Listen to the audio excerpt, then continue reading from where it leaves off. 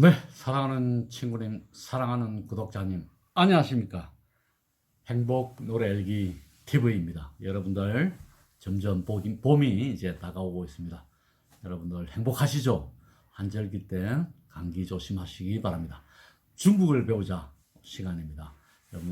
이번 시간에는 당나라 시간입니다. 그래서 수나라가 끝나고 당나라가 창건이 됩니다.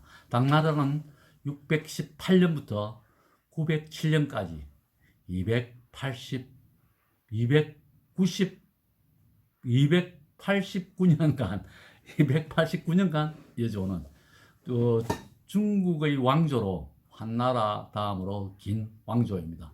상당히 융성했습니다. 나라가. 그러니까 전 세계에 최고의 선진국이었다. 문화, 예술, 그 다음에 또 경제뿐만 아니고 모든 면에서 군사뿐만 아니고 최고의 선진국이었다. 이렇게 보면 될 것 같습니다. 오늘은 제가 초점을 당나라는 다음 시간에 당나라의 역사에 대해서 배우기로 하고, 오늘은 대고구려, 우리 민족 고구려의 기상, 고구려에 대해서 잠시 여러분과 이야기하도록 하겠습니다. 사실 우리가 일제시대의 역사 시대에 그때 연구된 것을 토대로 해서 저희 초등학교, 중학교, 고등학교, 지금까지도 그런 역사가 이어지고 있다. 너무나 안타까울 때가 많습니다. 그래서 오늘 고구려, 우리 민족들이 얼마나 위대하고 중국을 상대로 얼마나 당당하게 싸웠는가. 그때 그 당시에 중국은 지금의 미국하고 똑같습니다. 경제력이나 군사력. 그 아들은 전쟁을 하면 무조건 100만 대군입니다. 100만이면 저희 그 고구려 정말 그 성인 남자들 수보다 많은 숫자 아니겠습니까? 그런 숫자를 가지고 공격을 합니다. 수륙양용으로 바다로 통해서도 전진을 하고 또 육지로도 전진을 하고, 그래서 그걸 우리 고구려가 다 막아냈다. 그래서 한번 공부해 보도록 하겠습니다. 제일 먼저 수나라는 수문제가 나라를 세워가지고 이제 통일을 하고 나서 저 동쪽에 있는 고구려가 눈에 거슬리거든요. 저거 좀 굴복시키면 좋겠거든요. 왜냐하면 조공도 안 바쳤으니까, 당당했으니까 저놈 저거 한번 잡아야 되겠다. 그래서 30만 대군을 이끌고 쳐들어옵니다. 그게 제1차 고구려와 수나라와의 제1차 대전입니다. 누가 이겼겠습니까? 당연히 고구려가 이겼습니다. 아주 깨끗하게 말살시켜버립니다. 그래서 수문제 시대가 끝나고 수양제 시대가 됩니다.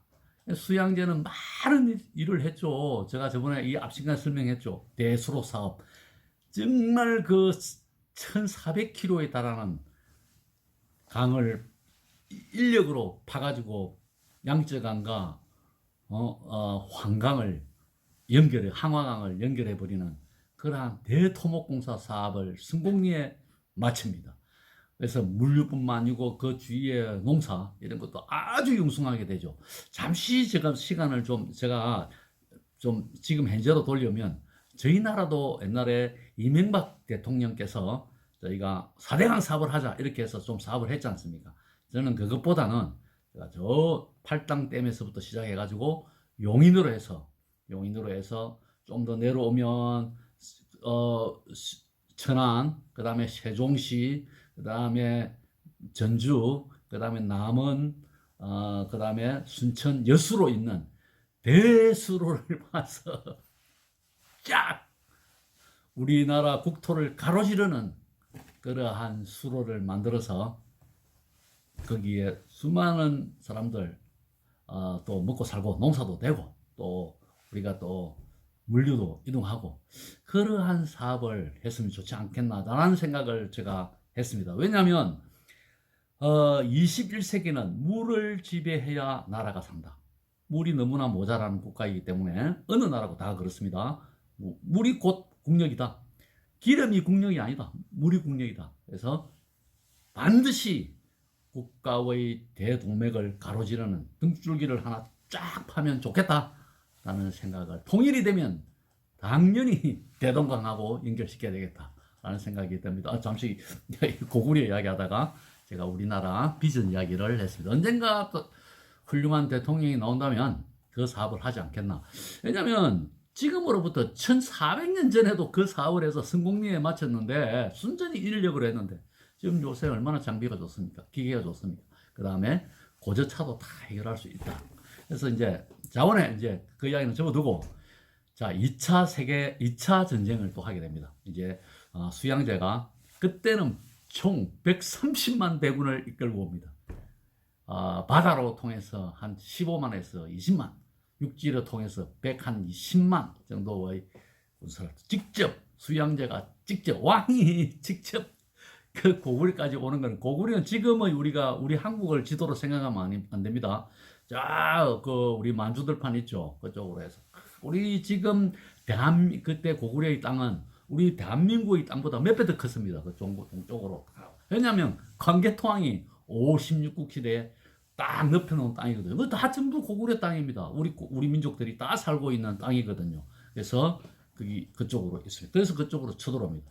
수양제가 100만 대군을 가지고 쳐들어왔을 때 우리의 을지문덕 장군이 까감히 해서 전부 다 죽여버립니다. 정말 돌아간 사람도 몇 사람 되지 않고, 수문제는 쓸쓸히 그 진흙바닥을 통해서 지고 돌아가 얼마나 분통했겠습니까? 내가 언젠가는 한 번 더 갔겠다. 그래서 다시 3차 전쟁이 일어납니다. 3차 대전도에서 누가 이겼겠습니까? 또 35문 대군을 이끌고 왔는데 걔 피를 보고 또 다 멸살시켜버립니다. 그 다음에 4차 전쟁, 저희 또 전쟁을 치릅니다. 그랬을 때 우리가 또 이깁니다. 그러고 나서 수양제는 너무나 피곤하고 전쟁으로 인해서 결국은 죽습니다. 이를 괜히 고구려만 침공하지 않았다면 수나라는 아마 계속 왕조가 이어졌을 거예요. 그러고 나서 당나라가 생깁니다. 수양제가 유언으로 절대 치지 말라고 그렇게도 부탁을 했구만, 또다시 당나라는 이렇게 내다봅니다. 저 당나라 건국은 이연이 하고 이제 수나라가 멸망하고, 그때 고구려는 영유왕 시대입니다. 그래서 영유왕은 화친 정책을 썼습니다. 우리 당나라하고 잘해보자. 그래서 당나라하고 화친을 맺었습니다. 그러다 보니까 언젠가는 저 당나라가 고구려를 좀 멸망을 시켜야 되겠는데, 원수를 좀 갚아야 되겠는데 호시탐탐 노리고 있었습니다. 그래서 이재민이가 왕권을 잡고 나서 호시탐탐 노리다가 영계소문 장군이 쿠데타를 일으킵니다. 고구려에. 그래서 나라가 혼란한 틈을 타서 저거 쿠데타 일으킨 놈 저거 잡아야 된다. 그래서 저걸 핑계로 삼아서 이제 공격을 하게 됩니다. 그 당시에 그 사신을 보내는데 그 사신을 갈아버렸거든요. 우리나라에서. 그러다 보니까 뭐 이재민이가 우리나라로 쳐들어옵니다. 그 유명한 전투가 바로 안시성 전투가 되겠습니다. 그래서 우리 양만춘 장군이 완벽하게 막아내고 그냥 끝내버립니다. 대피하죠 또. 그러다가 또 2차 전쟁을 일으킵니다. 이제는 자기들이 안 되니까 신라하고 단합해서 신라가 밑으로 치고 우리가 별을 가지고 옆으로 치고 또 위로 치고 이렇게 하면 좀 낫지 않겠나. 그래서 나당연합을 결성해가지고 공격을 합니다. 두 번째 전쟁, 그러니까 총 6번째 전쟁이 되죠. 중국을 상대로. 또 고구려가 또 이깁니다. 근데 그 당시에 고구려는 상당히 내란으로 혼란한 시기였습니다. 영계수문이 쿠데타를 일으키고 그 다음 왕에 막 싸움이 나고 부족끼리 전쟁이 싸움이 나고 이렇게 혼란할 틈을 타서 나당연합이 고구려를 쳤을 때 그냥 고구려는 제대로 싸워보지도 않고 성문을 그냥 열어줘서 고구려가 안타깝게도 668년에 멸망하고야 합니다. 고구려여, 그 위대한 고구려여, 절대 망하지 않는 총 7번의 전투로서 한 번도 저희들이 제7차 전쟁을 빼고는 6번째 전쟁까지는 한 번도 전쟁이 없는 그렇습니다. 그때 그 당나라, 수나라 당나라는 최고의 무기, 군사적인 무기, 감히 상상할 수 없는 무기를 가지고 고구려를 공격했지만은 완벽하게 막아냅니다. 그게 뭐냐면 우리나라는 그때 그 당시에 크게 무기도 좋지 않았습니다. 그리고 훈련도 발달되어 있지 않고 인구도 많이 없었습니다.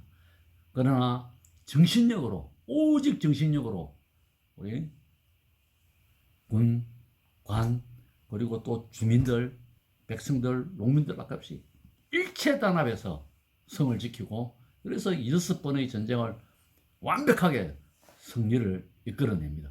그럼 고구려도 6번의 전쟁을 치르니까 너무 힘들겠죠. 그래서 결국은 그 내전으로 말미암아서 고구려의 내전, 백제도 마찬가지입니다. 내전이 있어가지고 당나라에게 먼저 멸망을 하죠. 나당연합해서 먼저 멸망을 하고. 그래서 이 당나라가 그냥 백제 이거 이제 우리 먹었으니까 뭐 이제 우리가 지배한다 이런 식으로 됐거든요. 사실 뭐 신라가 지배되는데 고구려도 이제 우리가 하겠다. 그래서 그 위에 땅, 그 많은 땅을 그때 그 당시에 빼앗겼다. 이렇게 보면 될 것 같습니다. 정말 그 고구려 안타깝게도 내전만 없었더라면 고구려가 쉽게 멸망되지 않았다. 이렇게 보면 될 것 같습니다. 오늘 여기까지 하도록 하겠습니다. 역사 이야기를 자꾸 하니까 여러분들 재미가 좀 없죠. 그러나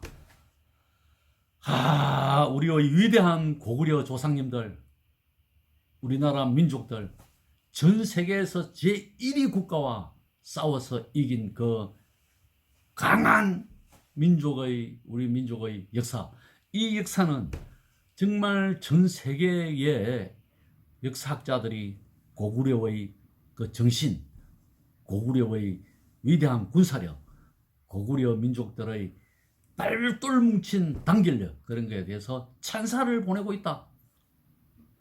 오늘 여기까지 하도록 하겠습니다. 감사합니다. 네.